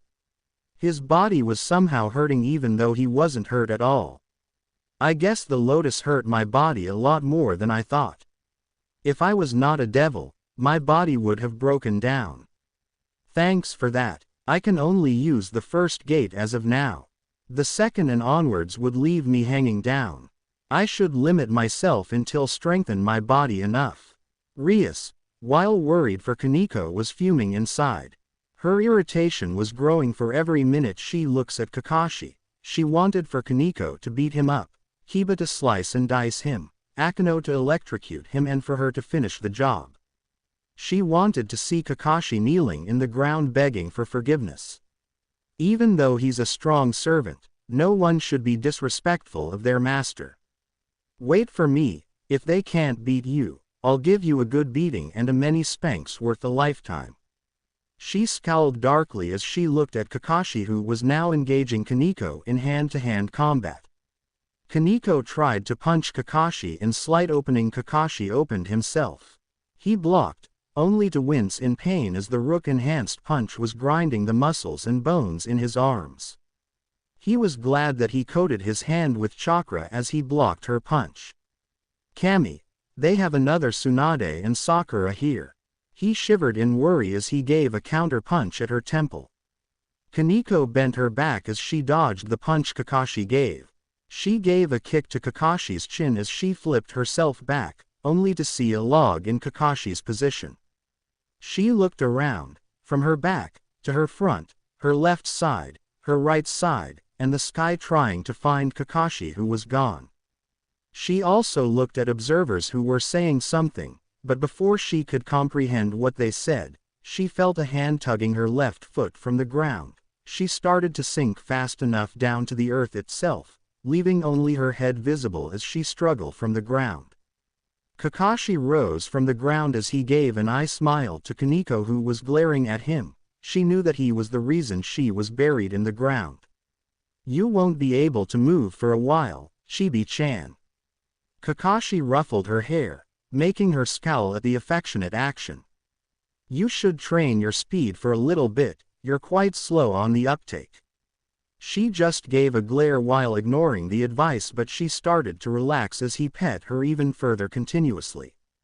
She even gave a slight purr before looking back at Kakashi stopped. She gave a pleading look, wanting to be petted a bit more. Kakashi only gave her a smile before saying, "You somehow loved that, huh? But it'll have to wait a little bit. Just watch for a little while, I'll give you a good petting later on." Sona, Rias and the rest who were watching were broken out of their thoughts as Kakashi spoke to them. "So, Kiba-san, you're next. Can we proceed now? I haven't got all day." Rias nudged Kiba to face Kakashi. He looked back only to see his master glaring at him furiously saying, "Slice him, cut him, dice him, or whatever you want, I don't care." She stated darkly at Kiba who was just frantically nodding at his master's order. Kiba started to move forward in front of Kakashi. "Won't you get Kaneko-chan out of the ground? Less talking, more fighting. I won't be getting her out of there for a little while." Kakashi waited for Rias's signal as he positioned himself in a somehow laid-back and relaxed position. Rias was barely controlling herself at anger on Kakashi who was not even taking his fight against Kiba seriously. She gritted her teeth as she spoke. "Eyes, Yuto is a knight. For a knight they are very fast on their feet. That's all my advice for you. You boys may begin." Kakashi watched with a slight awe and amazement as Kiba formed a bakudo, wooden sword, in his hand and he grabbed it while steadying himself in a two-handed sword position. "How is that possible? That was amazing." "Oh, you're thinking about how I formed the sword, right?" Seeing Kakashi nod, he continued. "It's just my sacred gear, sword birth. It allows me to create swords, mostly demonic swords. Seeing that I'm a devil, it's just that right." "That's amazing. Can you recreate swords of other people?" "I never tried, but that's quite a good idea. Why didn't I think of that? I'll try it later on." "Can you make anything besides swords? I mean a spear or something like that?" Kakashi asked curiously. The ability to create and recreate any swords was amazing. If he met a person who could make any swords, especially those with abilities, yet he would still be able to copy the abilities as well. He would want a copy of his father's white light chakra saber. Scene break. A boy with a red hair suddenly sneezed at a girl's face. "Am I getting a cold or something?" he stated while rubbing his nose, not knowing he sneezed at his companion's face. He sweated bullets as he saw the girl releasing darkly aura with a sickeningly sweet smile on her face. "Idiots don't get cold, but you know what? They get a beating of a lifetime." She proceeded to fire hazy black orbs continuously at the boy who started to apologize while running for his life. Scene break. He was really saddened that the sword was destroyed during the Third Shinobi World War. Even though he repaired it, that was quite a blow since he broke one of his father's prized weapons. Well, no dwelling in the past. Rias was getting ticked since they haven't even started taking their own positions. The two were just talking about swords. It was getting on her nerves. Yuto, eyes, take your positions and start fighting. I'm getting angry at the both of you. She screamed at the both of them, who started to position themselves after being yelled at. Hyodo-san, we'll continue the conversation later on. But for now, do you want a weapon as well? Kiba asked. He wanted to know about Kakashi's abilities. They discovered many things about him. Being able to use chakra, proficient in fighting, having one of the Longinus boosted gear. Who knows what kind of secrets he still keeps. Kiba wants him to show those hidden abilities. He truly is an enigma. Yeah, I guess I would want a tanto, short blade. Can you create a simple one? Just a wooden one, since we're just sparring. Kakashi spoke lazily, not even caring at Rias, who was glaring daggers at him and Kiba. A tanto made of wood started to form in Kiba's hand. He threw it in Kakashi's position, who just grabbed it. He started to test the tanto, making some precise and quick strikes using the tanto. After testing it for a little while, he placed it at his back, slipping it into his belt so that it won't fall. So, are we good now? If so, we could finally start. Kiba spoke. He saw Kakashi, who was crouching, made a quick low dash towards him. He grabbed the tanto on his back and he made a quick slash at Kiba's left side.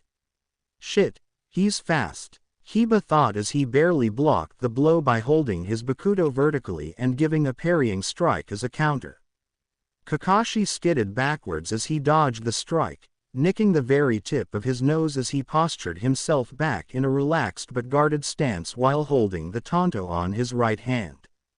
Kiba also gave a somehow relaxed stance while holding the bakudo in a two-handed position. You're quite fast on your feet, Hyodo-san.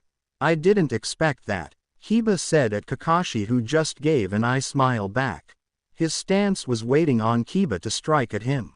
Kiba indulged Kakashi and he approached him in night-enhanced speed, running towards him while readying the bakudo. Kiba was able to dodge Kakashi's strike with his agile body and quick speed while giving fast counters. Kakashi was groaning in pain from the minor bruises he received from Kiba's counters. Though, he was able to parry few strikes back, giving slight openings enough for him to make advantage of. They parried blow for blow, they blocked each and every strike of one another. They dodged every strike with their speed and instinct. Kiba had the upper hand, especially in speed, but Kakashi was able to keep up with his experience and instinct. The observers could only watch in disbelief as the two boys fought with the swords. They all know that Kiba had the upper hand, but they can't help and wonder, how could he keep up against Kiba? It was Sona who answered the unspoken question on their thoughts. No, Hyodo-kun is barely able to keep up with Kiba-san. He is expecting the strikes to come as if he was reading Kiba-san's body language. Kiba-san's posture, attention, stance, technique, agility and speed, he's experienced enough to read Kiba overall.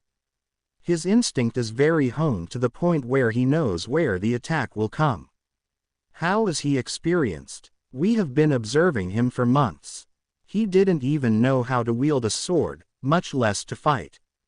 Rias was shocked. Her anger at Kakashi's very person was starting to disappear as she watched the two with their sword plays. Kakashi, who overheard the conversation while dodging another one of Kiba's strikes, smirked inwardly. The perks of being a shinobi who fought in a war, that's how. He gave a counter which was parried by Kiba's bakudo. They were engaging in a deadly and quick sword fight. One mistake would lead to another's defeat, but Kiba was the one who was forced to make that mistake. Kiba gave a quick thrust at Kakashi's open guard with his bakudo. He didn't know that Kakashi gave that opening. It was dodged by Kakashi, who leaned backwards. His back arching, which dodged Kiba's thrust. Kakashi quickly placed his left foot behind Kiba's foot and he tripped Kiba. Kiba lost his balance when he was suddenly tripped by Kakashi, but he regained it. He was staggering a little when he saw Kakashi already positioned back, striking him straight with the tanto. He blocked with his bakudo, only feeling numbness from Kakashi's strike. He didn't expect a strong blow from a single tanto. He also didn't expect it when Kakashi released his hold on the tanto and he was kicked forceful enough to make him feel the blow and he flew backwards. Kiba groaned in pain. 2 or 3 of his ribs were probably broken from Kakashi's kick. What did he expect from the person who defeated Kaneko-chan, who was the powerhouse of their peerage? Of course, someone who just pile-drived a rook head first down to the ground would be strong, if not crazy strong. He buried the bakudo on the ground as support for him to stand up. He saw Kakashi approaching, reaching out his right hand to help him stand up. Here, that was a good fight though. You were fast, faster than any new Junin. I could barely keep up with you. Kakashi, who was exhausted from the quick but exhausting fight, gave a slight smile as he saw Kiba, who grabbed his hand, was now facing him while giving the same gesture in return. Yeah, I didn't expect for you to trick me in the last one, since we were having a sword fight after all. Kiba sighed, a little bit irked at the fact that the fight was not finished with only swords. Well, I'm a ninja after all. We ninjas use everything for our advantage. He gave an eye smile in return. Kiba just gave a light laugh in Kakashi's response, only thinking that it was a joke.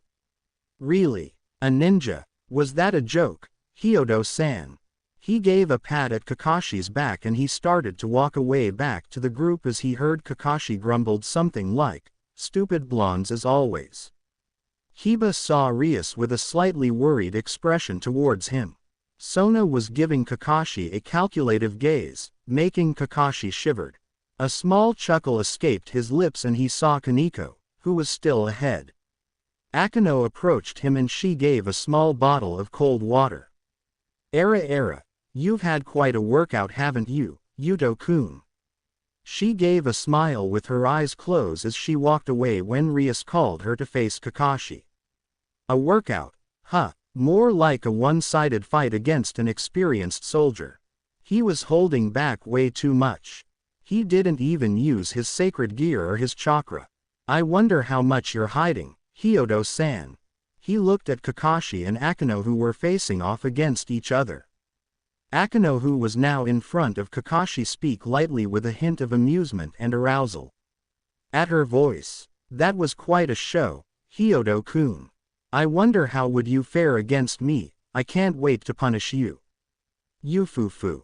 Kakashi was now looking at Akano with a somehow fearful expression. God, just how much does this world have the same people from my own world? This is just Anko all over again.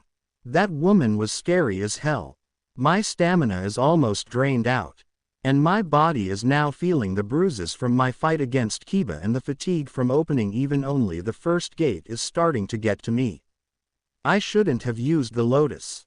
I need to finish this as soon as possible. I wonder how she fights. Kakashi thought with a slight groan from the pain on his bruises he had all over his body. Eyes. Akano is a magic specialist, especially in lightning attacks. She's my queen. That's all the advice I am giving.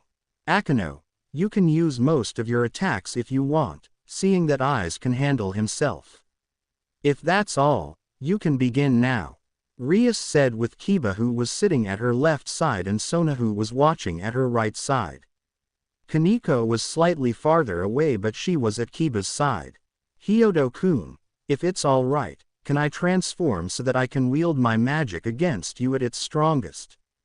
Akano asked Kakashi, who just gave a slight nod in response. Don't worry, you'll enjoy the show. Akano started to transform. Her school uniform was slowly changing into a traditional Miko attire. Kakashi, who was wondering earlier about what Akano said, started to giggle as he looks at Akano's curvaceous form.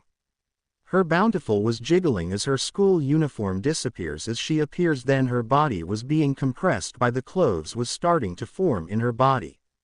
Kakashi looked at Akano, who was now wearing traditional Miko attire, consisting of a white haori with red accents, making her jiggling.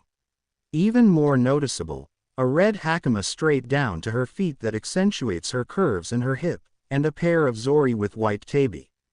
Kakashi was gobsmacked at the transformation as blood trickles down on his nose. He started to giggle perversely at Akino's attire, but he quickly drowns it away. Your transformation was quite good, but nothing could beat Naruto's. That Waroke no Jutsu, sexy technique, was even more amazing than your transformation. Hyodo-kun, you're not satisfied with my transformation. Akino looked at Kakashi when she decided to continue. So, someone has a better transformation than me. Kakashi was quite surprised at her statement. How did she read my mind? Are you a psychic? He exclaimed. So, someone is indeed better than me, then. Yufufu. You looked at me with your perverted desires, then you started to throw me away for someone else. Akino spoke with fake sadness, then Kakashi interrupted her.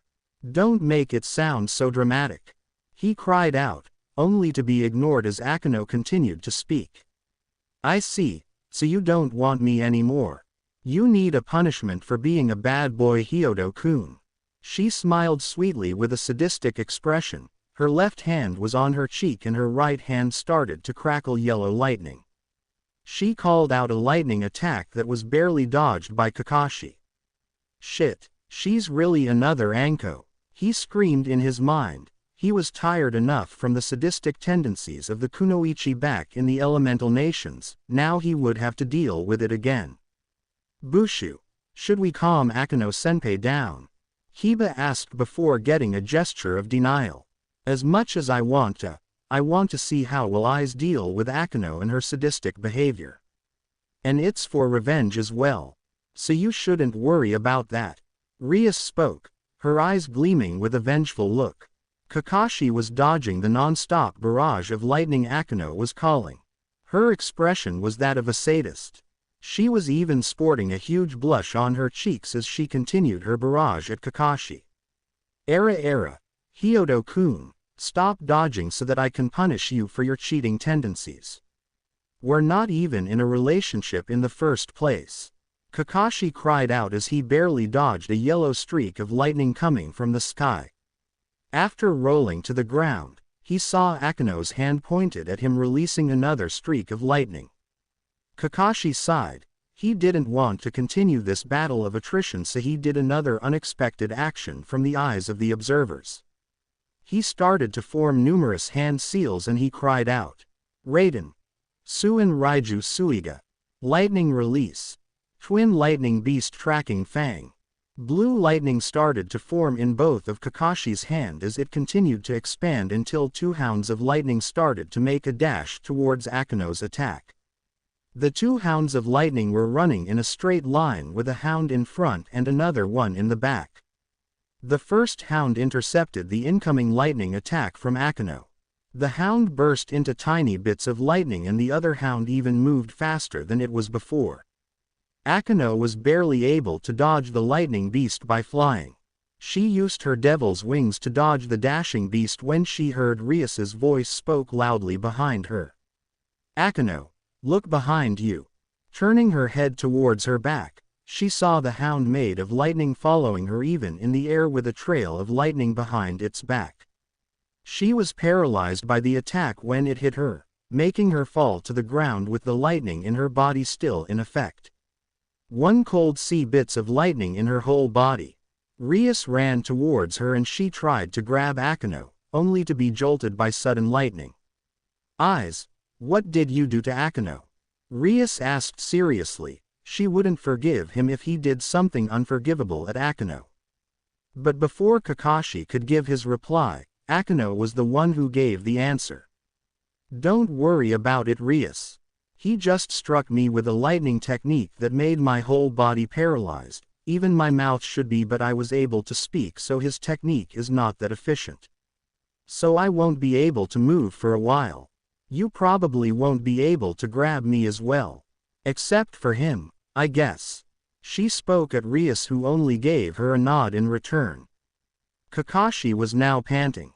He was obviously exhausted from the never-ending exercise of dodge lightning. Then he casted one of his most chakra-consuming techniques. He should have just finished the fight earlier with that. Why didn't he think of that? I'm hopeless, he thought with a tired sigh. Rias motioned Kakashi to take Akeno and placed her towards a white blanket that was prepared by Kiba. He took Akeno in a bridal position before placing her back in the blanket. My technique was quite efficient, thank you very much. The reason you were able to speak was because you had an affinity towards lightning. If it was anyone else, then they won't be able to speak at all. Kakashi chided her rather childishly. So, he doesn't want his techniques to be insulted, that's quite cute. Akeno thought with mirth before speaking. If that's what you want. But you're quite an enigma, Hyodo-kun. You're quite good at fighting as well, anything else you're hiding? She asked curiously as Kakashi just got up and started to go back at the center of the field. He looked back at her and he spoke rather seriously, who knows? Maybe I can rip dimensions or something like that. He just gave her a slight grin. Dimensions? Surely you jest. You're quite funny, Hyodo-kun. Do you mind if I call you Issei-kun? She asked with a chuckle while waiting for his permission.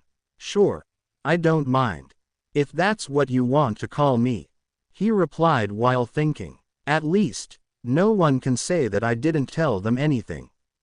He thought with a hint of amusement. When he got back to his original position, he saw Rias positioned in front of him, with a light smirk and a somehow arrogant air around her. She started to speak. You're quite good eyes, defeating the three of my peerage. Though you must be quite exhausted, huh? Well, that's to be expected against someone who would be arrogant to face off my whole peerage. I'll tell you this, before things could get ugly, you should just give up and accept your punishment. If you do that, I'll lessen the punishment I'll give. She stated arrogantly with a smirk at him. He was now exhausted. His stamina was nearly down to zero. The fatigue from using his techniques earlier was making his body feel like crap. His chakra was half from all the fights earlier. He enhanced his body, his punches, his kicks, his strikes, his speed, his arms, his hands, his feet, and even using a draining technique. Of course, he would be on his last stand. So that was your plan, huh? To exhaust me, then you would give the final vendetta. Luckily, I can still move even when I'm exhausted and my body's broken down. You will receive my strongest technique. Kakashi thought with slight wincing from the pain of his body, though he still managed to give a small smirk at Rias. I'm a king, and that's all you need to know. If you don't have any questions, let's begin. Rias exclaimed with a gleeful expression as she started to form an ominous aura on the both of her hands, and she called out. Power of destruction. The malicious energy was coming towards Kakashi as he dodged. Looking back to the place where the energy hit, a horrified expression crept up on his face as he saw the ground from where he was earlier become nothing. Do you like that, eyes? It's the power of destruction that can only be used by those of the Bale clan and 4 members of the Grimoire clan. It's hereditary, so no one would be able to use it like we do. That's what I'll use to punish you. Grovel in the ground and beg for forgiveness. Say sorry for your cheeky attitude, then I'll give a light punishment. She stated with a smug smile. The girl was getting on his nerves, being an arrogant and a bratty princess. He has the perfect punishment for this kind of brats. I'll wipe that smug smile off your face, brat. Kakashi stated before dodging continuous onslaught of flying dark energy towards him. After getting to a good posture with the perfect position, he used Kawarimi with the slight small rubble behind Rias. On the eyes of the observers, they saw Kakashi being eaten by the malicious energy from Rias's hand. Looking at Rias, they saw her having an expression of euphoric happiness. She began to cackle madly. Ha ha ha ha ha. That's what you get for being a bad servant. One who can't follow his king deserves to be punished. Hopefully, you're still alive and I would be able to heal you later on anyway, so I will just punish you." She gave a squeal of joy from the attack she caused. The group could only look at Rias as if she was crazy, but before they could talk to her about what she had done, they saw a poof of smoke behind Rias, revealing Kakashi, who was in a crouching position holding the both of his hands in a hand sign similar to the one he did earlier, the one that produced lightning beasts. They now stared in Kakashi at shocked. He was able to dodge the power of destruction and now he would retaliate with the lightning in return. Oh, how wrong they were. Kakashi placed a little bit of chakra in his tiger hand seal and he screamed out. Kanahagakure Hiden Taijutsu Ogi, Senin Garashi. 1,000 years of death. He cried out the technique with an overly dramatic name. The observers were gaping at the incredulity of the technique. They saw Kakashi plunge the weird hand seal in Rias's bottom, which was causing her to feel constipation and pain. Rias flew rather high while holding her as she cried out with the tears forming in her eyes before she sprawled in the ground. Rias could not believe what just happened. Somehow Kakashi got behind her and she suddenly felt pain constricting in her. She flew up because of the chakra from Kakashi's hand seal. When she realized what just happened, the tears did not stop flowing from her eyes as she started to cry. She sprawled in the ground holding her, quite erotically, but no one cares about that right now. They were all looking at Rias, who was wailing, her sobs filling the forest non-stop, and the tears never stopped flowing from her eyes through her cheeks. Waahhhhhhhhhhhhh. Oni-chan. Oni-chan. Rias cried out, her voice spread throughout the whole Kuo Academy campus. The black cat was slamming her paws in the tree branch she was watching from.